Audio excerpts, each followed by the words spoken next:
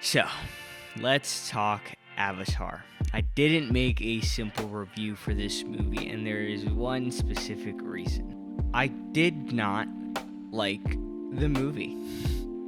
And let me just get started with Avatar holds a very special place in my mind where I'm very just don't care for it.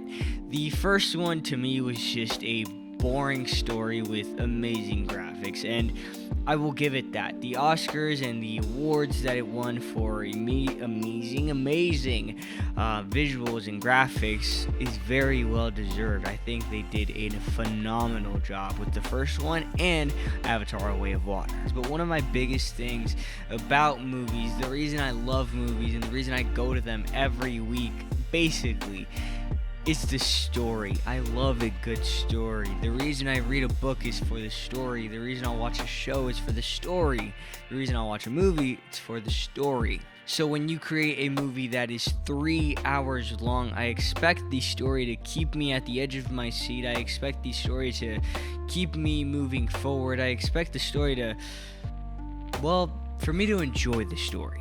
For 3 hours long, I am supposed to sit in a seat where I can either pay a little extra to recline, or I can choose to just sit straight up and be a little uncomfortable, somewhat uncomfortable, and watch this boring, lackluster story. But wait, the visuals are amazing, they're great, how could you not love this movie? That's all it has. It's just visuals. The reason so many of my friends and so many of the people that I know watch this movie under the influence, while flying a kite, while drinking root beer that's without the root, it's not good. It's just a visually appealing movie. And if you think I'm just here to hate, well, you're almost right. Like I said, the visuals are amazing, and it is nice to see that a director cared so much about telling a story and deep diving into this world. But the thing is, I can't do the same story that you already told in the first one. Now, if you think there are two very different stories, I can understand why you might think that, and everybody's entitled to their own opinion. This is my opinion.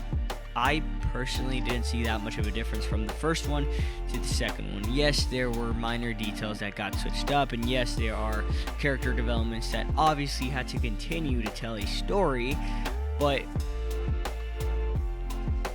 they didn't do anything for me.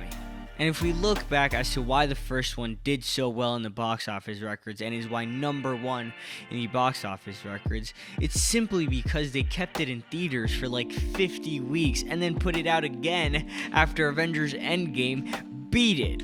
So yeah, no duh you're gonna be number one. You kept it on there for eternity. I simply do not care about this movie or this movie franchise. If the next one is 3 hours long, I will not be watching it, and I am happy for you if you do watch it, and I will gladly look at the reviews and respect everybody's opinion. And if you feel like this movie is great, I will respect your opinion right now.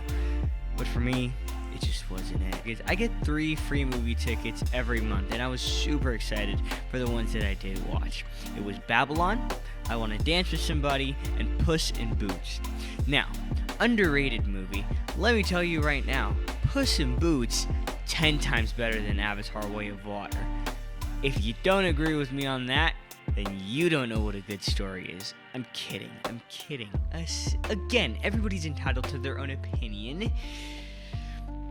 But yeah, 10 times better. But that's it. I'm not going to keep expressing my opinion on Avatar: The Way of Water. Like I said, in my opinion, it's complete and utter trash. Garbage. Remember to like and subscribe. That is it from me, Jasant Torres. I will see you in the next one.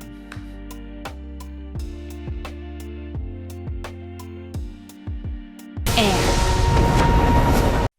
Water.